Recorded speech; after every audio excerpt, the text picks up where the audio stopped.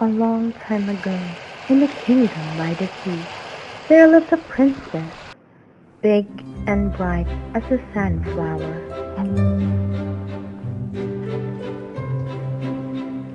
Whatever the royal tutors taught her, she mastered with ease. She had every gift but love, for in the kingdom there was no suitable match for her. The princess was bored and lonely, as princes often are. What hiding is outside?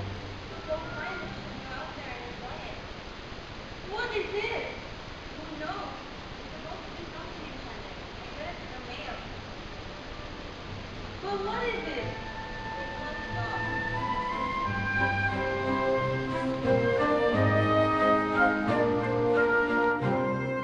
The princess and the dog became constant companions. She brushed the silky golden dog, invite and serve it at tea parties, and played with it. Still a dog is a dog, and not a prince. And the princess longed to marry. One summer day, word came that the prince of a neighboring kingdom wished to discuss an alliance.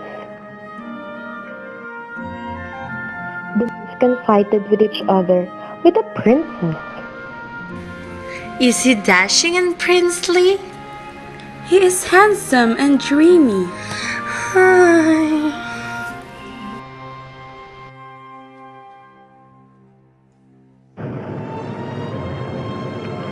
At the great banquet hall, his romantic gaze upon her swooned the princess in her chair.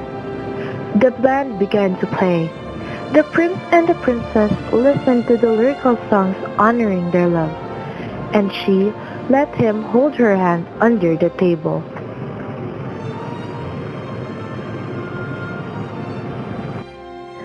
It was time for the prince and the princess to lead the dance.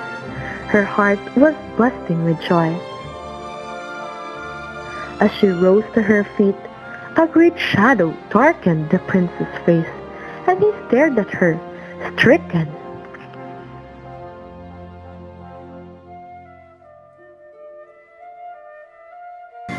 What did I do wrong?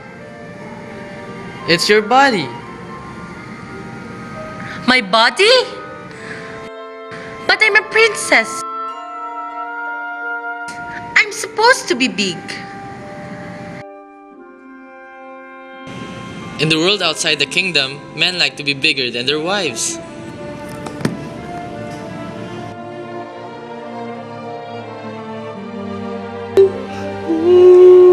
Quiet, my dear. It's alright. You're beautiful in mom's eyes. Mommy! Quiet now, my princess. I want you to make me thinner. Taller? Yes. Shorter? Yes. Turn you into a raven? Maybe. But thinner? No.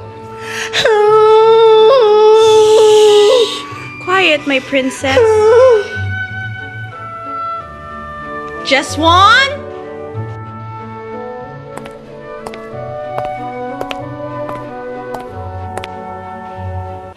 I want you to go to the Far East Kingdom.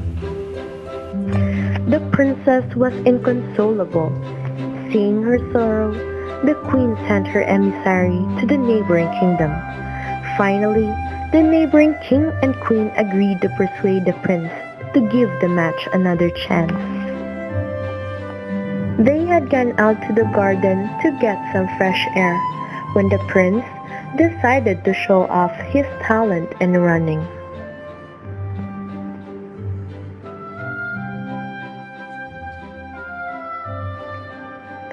Seeing the prince's look of displeasure in his eyes, with truly royal impulsiveness, she made a decision to sacrifice for love.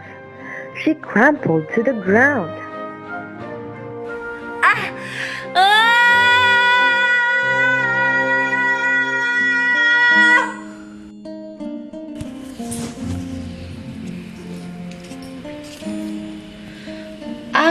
It hurts. What happened? happened, my princess? Are you okay? Ah! Let's go back to the castle and ask some help. No! I can't stand! Here, let me help you. I can't walk!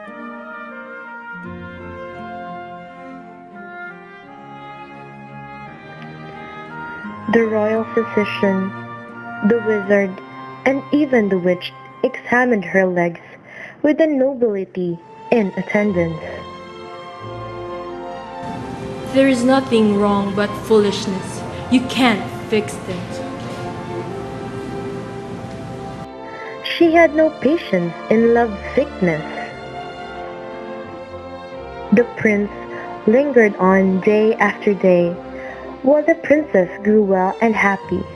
Although she did not stand, she would sigh with contentment. The loss of the use of her legs seemed a small price to pay for such a man. So how is your legs? Paraplegia.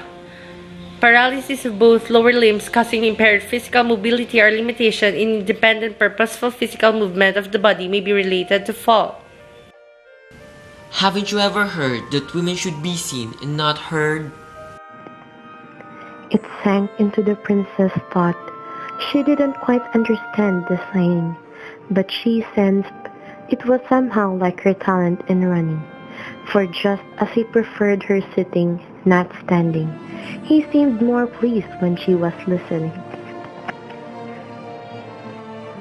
The next day, the prince came into her chamber and found the royal entourage gathered around her bed.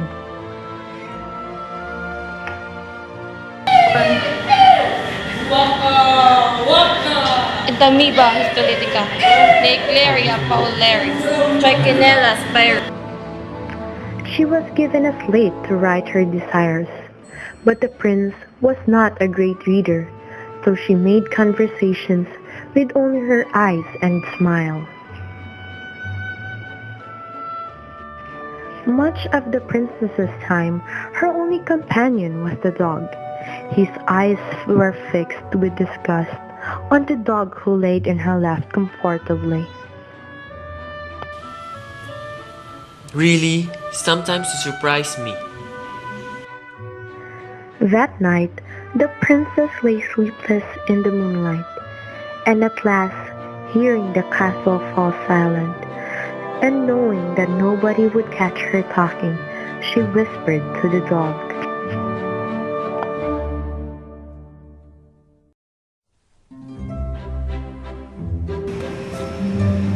I don't know what I would do without you. The prince doesn't like me. He will never take you away from me.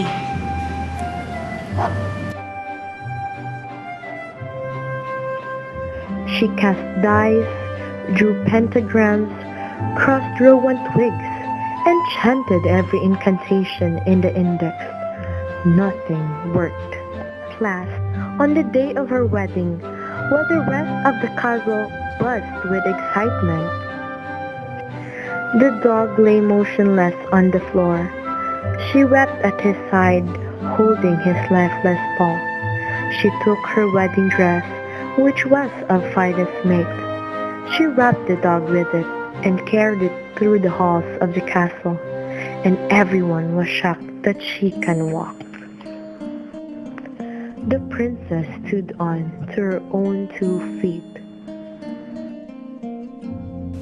What's going on here? What are you doing?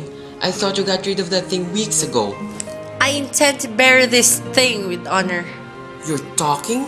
Yes, I'm talking. The better to tell you goodbye. So goodbye.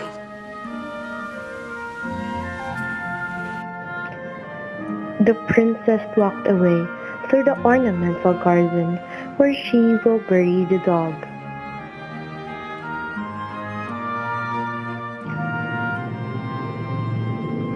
The princess heard a quiet jingling near the gate.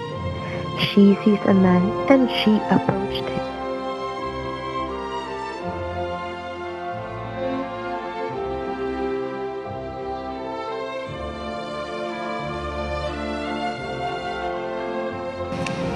Where do you come from? Truthfully, I cannot remember.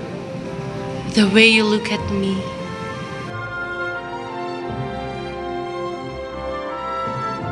The prince bent to kiss the princess' hand, and his large brown eyes spoke volumes. The princess blushed. The elegant prince smiled and kept hold of her hand, and they went off into the sunset.